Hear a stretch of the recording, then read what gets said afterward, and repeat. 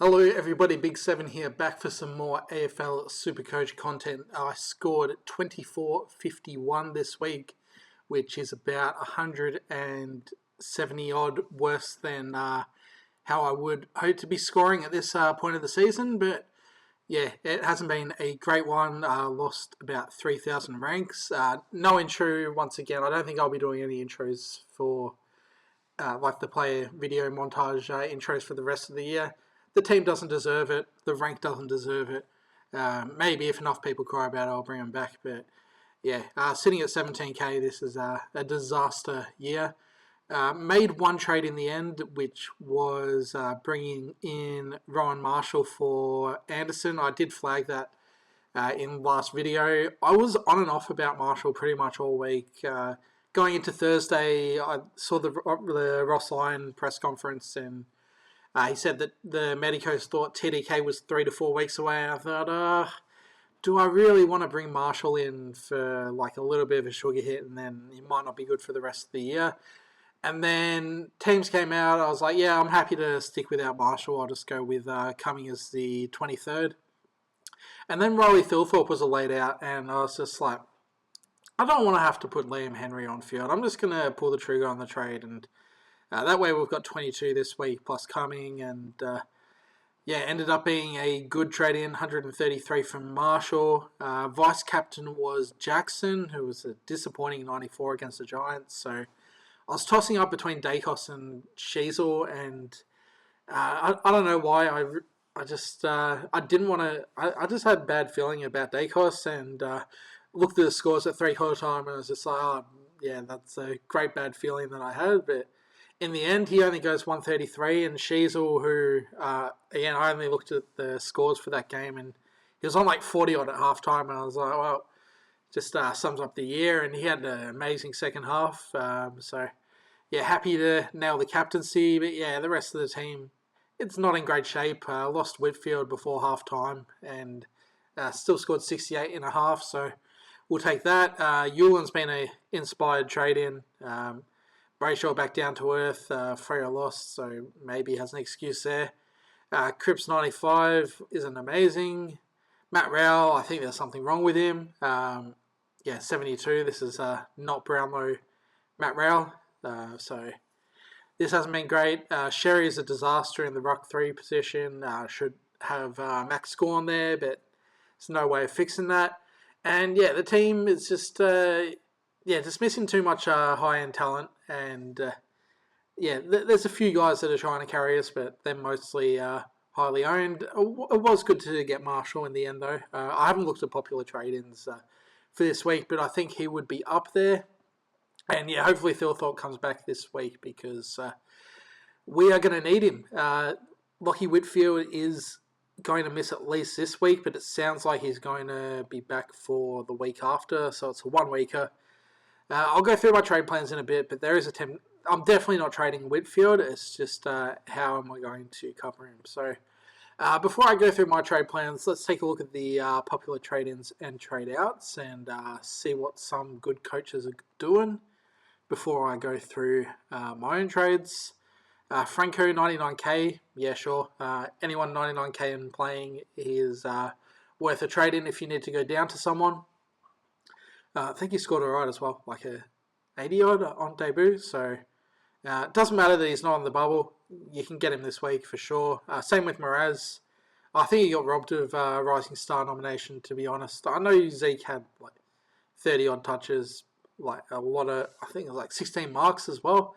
But yeah, Mraz, he was like Hawthorn's best player against Melbourne. So now I thought he was a bit stiff, had like 5 intercept marks or something, and like 7 total intercepts or something like that. So I think Mraz got stiffed, but either way, 119k. I think he's fine to bring in. I would prefer to. Yeah, I guess he's fine to bring in if you need a defender, although he really shouldn't be seeing your field at this point in the season.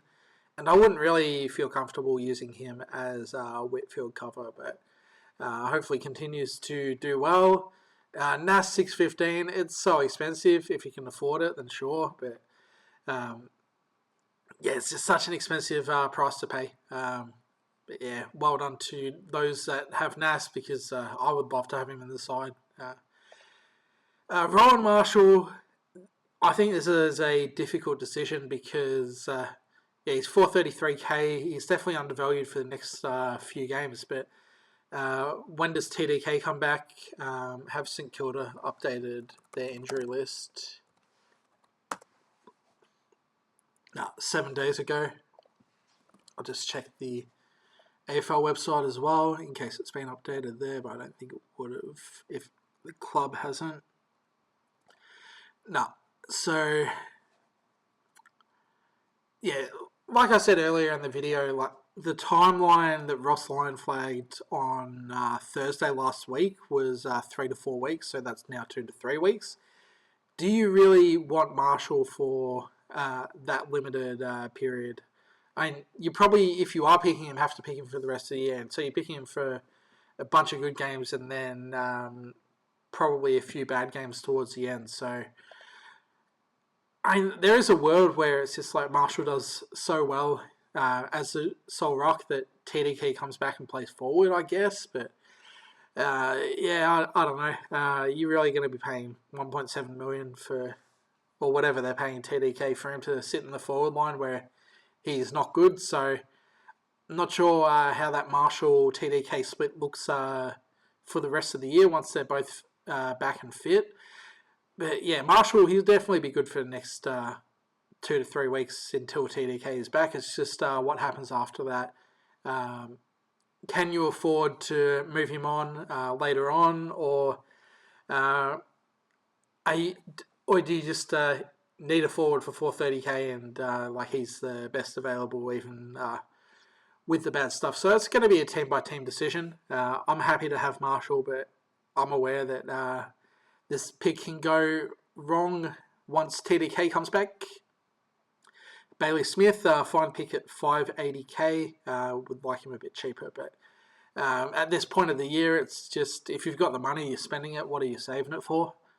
Gota, did he play?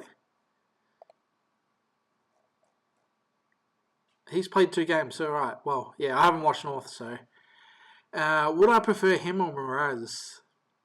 I don't actually know. Maybe Mraz. Yeah, probably just. Yeah, I think I would prefer Mraz. Maybe. I guess if you're trading one of those two and you're trading them for cover, Mraz could lose his spot when Battle returns. No idea what the North backline looks like, but Gota is very injury prone, so see if he survives. I guess maybe you would go Gota. I'm not sure. I haven't watched North the last couple of weeks to be able to say who is better out of Mraz and Gota. Bailey Dale, 530k. I think people were trading him in at like nearly 600, and there were some people that got him in at like 450 or 460 or so. It's a fair price for Bailey Dale. I think he's a fine trade-in. I guess people are probably looking for Whitfield replacements. Yeah, Dale, he's a fine pick. Horn Francis, people keep trading him in, 550k. Oh, it's so expensive. Could have had him for 440, but I ended up getting Matt Rao. So, yeah, I'll be fading, but yeah, he's a solid pick even at the elevated price point, and I'll probably be starting him next year, regardless of whether he is midfield or forward, assuming he is fit. Riley Hamilton played his debut. What did he score? Break even is high, so that can't be good. He scored 25. He's 99k. Yeah, I guess he's a warm body, has that DPP flexibility, fine trade-in. And then Luke Parker, he was kind of my third option when I was deciding between Bodie Uland and Blakey, and wasn't really that much of a consideration for me, but ended up going Bodie. He's been fine, can't complain, but Parker over the last couple has been a great pick. So, yeah, 131, 122, 142. So, I think I was considering bringing him in for, like, after the Richmond match. How long have I had Uland for? I don't remember, but either way, he's been in great form. Could have had him for 460, could have had him for 475.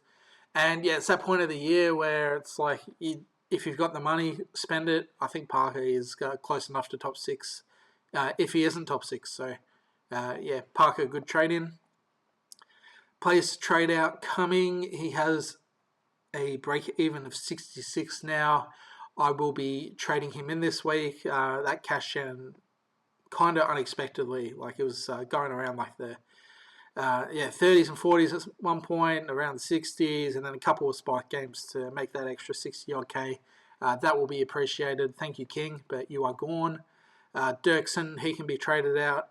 Hawker can be traded out. Anyone can be traded out except for Whitfield. I wouldn't trade out Whitfield, not for 1 weeker or a likely 1 weeker. It's 487k. I would rather take the hit this week rather than use a precious trade on a sideways. The options around that price point probably aren't going to outscore Whitfield rest of the season when Whitfield is fit. So unless you've got a bunch of trades, then I would be holding on to Whitfield. But yeah, this is all coaches. I guess people in the top 1% are trading as well, but not that many. I would prefer to hold, just take the hit. But yeah, it depends on trade situation as per usual. But I think most are in the dumps with trades, so they're pretty valuable. I would try and hold on to them. Sherry, I would love to trade out of this pick if I had spare trades, but I don't. And whether you trade out or not is a team-by-team decision. But yeah, I'm going to hold and cry about it.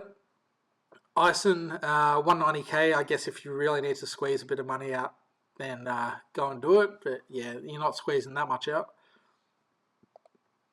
Jack Ross, I think he got concussed. Wow, he's all the way down to 450. He was like, 520s and stuff. So concussion there. I haven't seen a timeline on the injury, but I think this is his second one for the year. Was he concussed? 13, 14, 15? I don't remember. But yeah, this is concerning. So I guess you might have to trade out of Jack Ross compared to like Whitfield, where like GWS have come out and said that he's progressing well. So Ross, he might be a trade. Edwards can go.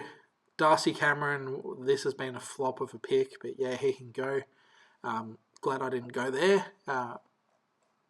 This is had a couple good game. Had a good game against West Coast, and then I guess people got him in at like 430k, and now he's been a bit of bait, unfortunately, for people that own him. So he can go.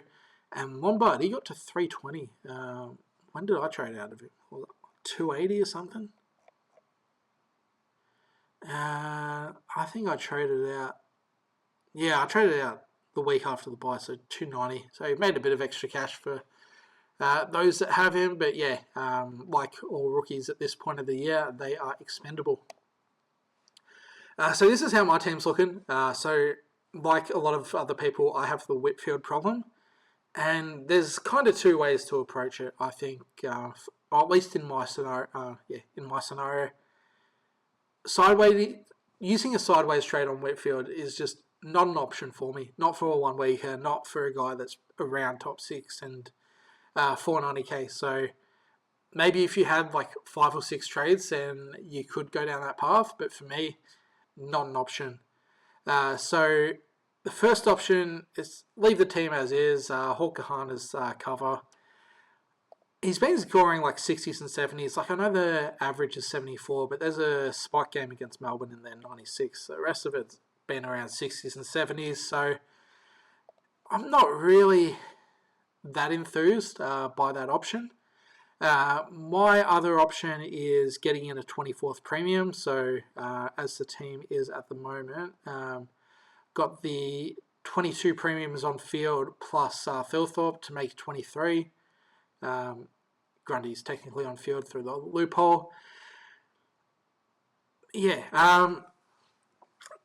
So my plan would be to trade out Cumming and Hawker Hahn. What I originally wanted to do going into the week, before the Whitfield injury, is kind of what I flagged last week. I wanted to get in Ed Richards So 105. He's got an amazing run. I know he's up and down, but these are going to be his up weeks, I reckon. West Coast, Gold Coast, Richmond. 3 outstanding matchups. If Whitfield hadn't have got injured, I think I would have gone Whitfield and then a 99k in defence. And then the plan was just to run the gauntlet with defenders. If a midfielder got injured, then I could swing like a Sheasel or something into midfield and cover that using that way. Rucks, I've got coverage. Forwards, I've got coverage. It was just defenders that I don't have coverage for.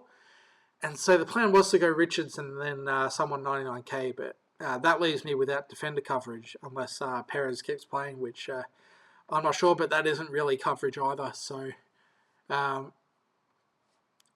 yeah, if I had done that, I'm not sure what the story with Artemis is because, oh, there we go. Yeah, hamstring subject to fitness test.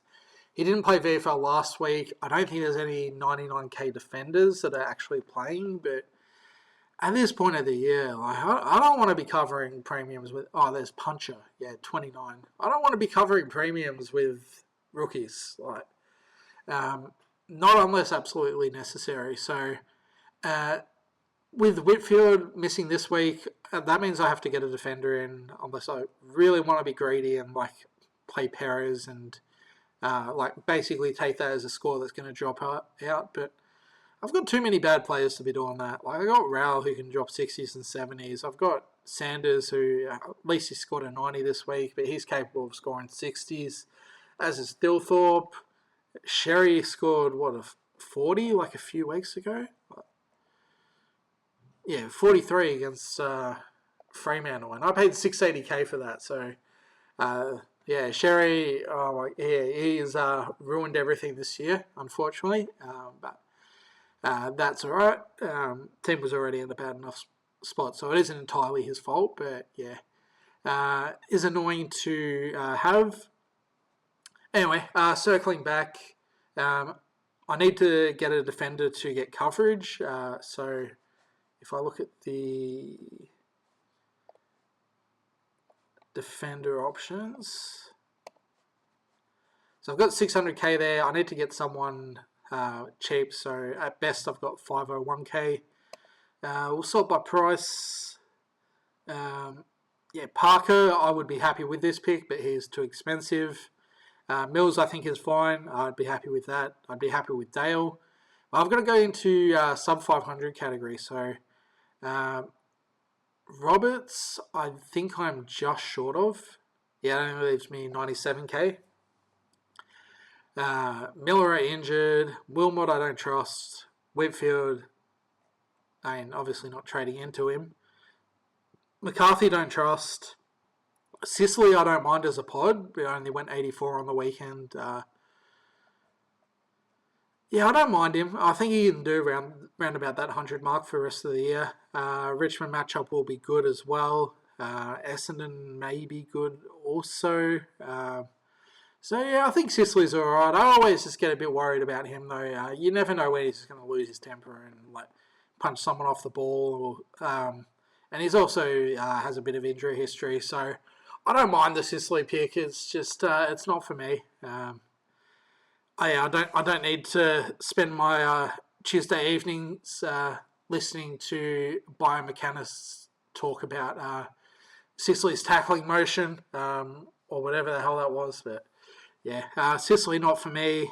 Laird not for me. Just could get rested at some point, and pretty old. Redmond no. Bowie could be a sneaky pod, but not a fan. Ryan no. Wilkie I think is a good pick. Should do around that 100 mark rest of the year. A little bit worried about whether he is actually fit though. I think he's had back issues for most of the year. He's still scoring well though, so I think he's a fine pick. Maybe a slight worry that Sinclair isn't down there, and because Sinclair was I think Sinclair to Wilkie before Sinclair got injured was the highest combination in the league of players kicking it to another player. So maybe Wilkie gets downgraded a fraction with Sinclair out, or maybe I'm just looking for reasons not to pick a St Kilda player because I don't want to be invested by them after having to be invested in Flanders, who's now injured, and Sinclair, who's now injured, and Nasiah, who I traded in and then he got injured, and Filippo, who was awful, and Liam Henry, who was an awful trade in, and Banfield, who I got 1 week out of. In saying that, I do have Marshall, but geez, these Saints guys have been very frustrating this year. So maybe I just am finding an excuse not to pick Wilkie. I think the direction I want to go is Blakey. I was tossing up between like Yulin, Blakey, and Parker a few weeks ago, and Blakey has had a couple of down games, but this is an up and down player. Last year he did 102.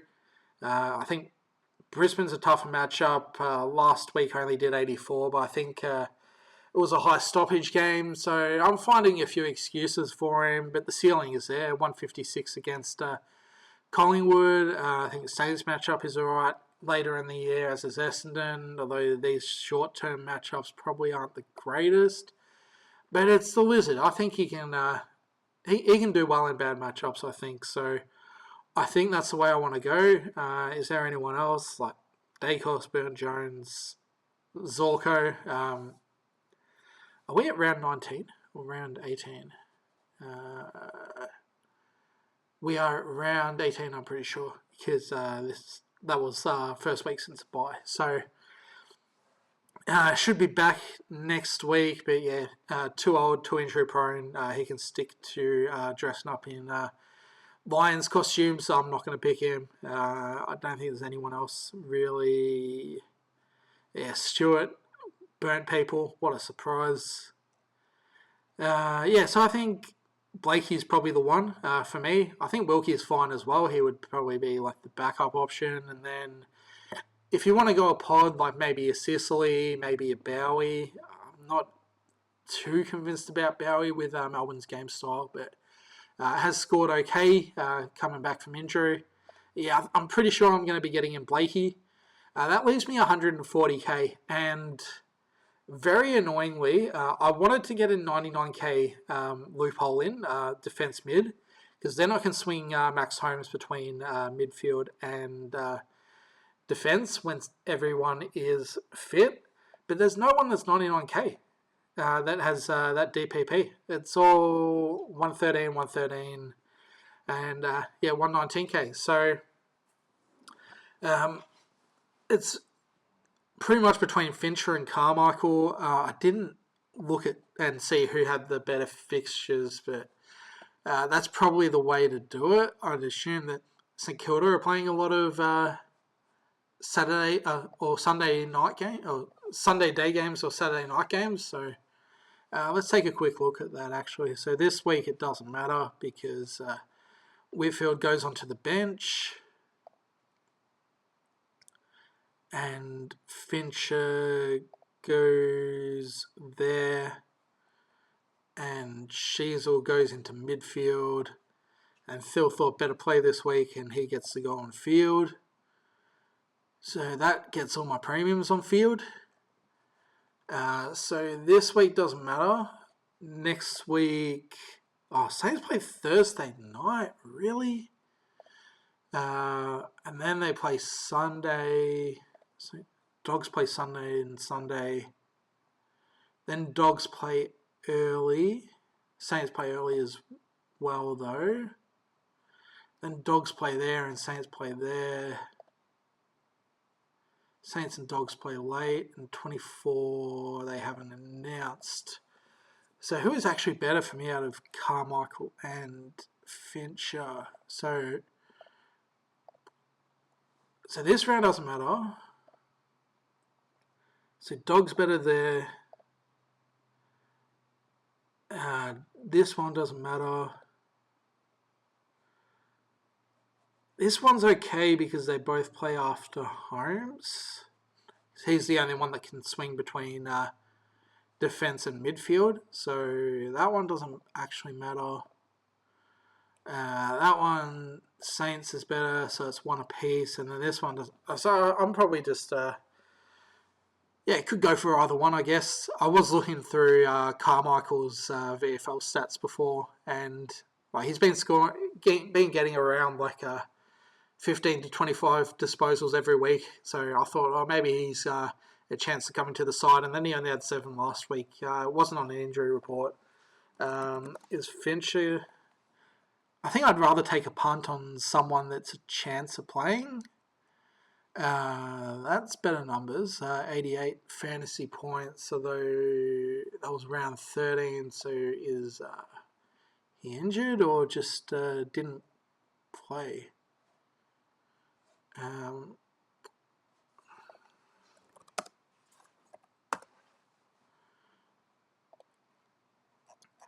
This is far too much research for someone ranked. Yeah, he did play last week, so maybe they just haven't put the stats up.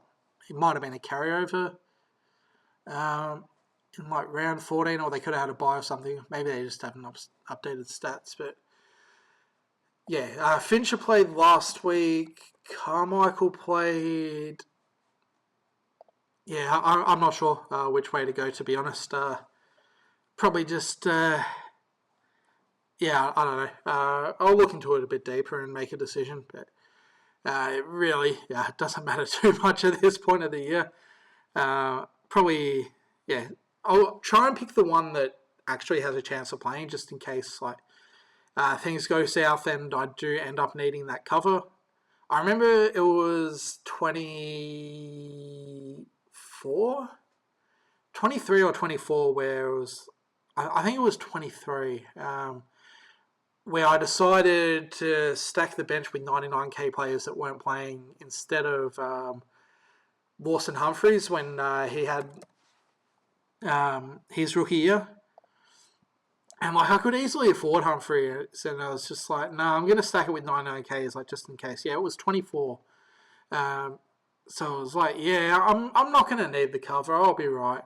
And then I ended up needing the cover, and people were getting hundreds as cover for him, and I was taking donuts, and that was a decent barrier to me finishing the season strong. So I'll pick the one that I think has a better chance of playing. I think is the way that I'll do it, because that was an annoying lesson to learn, but I have learned that lesson, thankfully. So this is how the team shapes up. So defense, I've got everyone playing this week as things stand. So overall team structure, it's 7 defenders, 7 midfielders, 2 ruckmen and a donkey, and 7 forwards. So I'm going to be playing a forward or a defender in midfield every week, but that's okay. That facilitates me getting to 24 premiums, which means I don't have to worry about Whitfield being out for this week, and if someone cops a 1 or 2 week injury, then I end up holding. 2 trades left for the year definitely isn't ideal, but at least I've got cover, so and decent cover with it. So I'm fine making that sacrifice to go down to 2 trades. I'd prefer not to, but I think it's the best way forward for me. And yeah, that's the team. We'll look at some vice captains and captains. Could go Lachie Neale if you had him against Gold Coast. Their midfield just keeps getting towed up. Heaney, if you had him against Essendon, would be fine. I won't be going the Lizard, though. Could Jackson bounce back against McAndrew? Did he smash McAndrew earlier in the year? I feel like he did. What? Oh, I'm looking at round 23. Oh, yeah, let's start again on that. Freo Sydney. Yeah, I won't be going Jackson or Grundy. Collingwood and North, Dacos or Sheasel would be fine. St Kilda and Port Adelaide, Butters is probably fine. GWS Geelong, I wouldn't be going a GWS player. You could go Bailey Smith if you wanted, or Max Holmes, but yeah, they're probably more pottish options. Carlton Hawthorn, wouldn't be going there. Adelaide and Gold Coast, Dawson, yeah, he would be the one if you had him.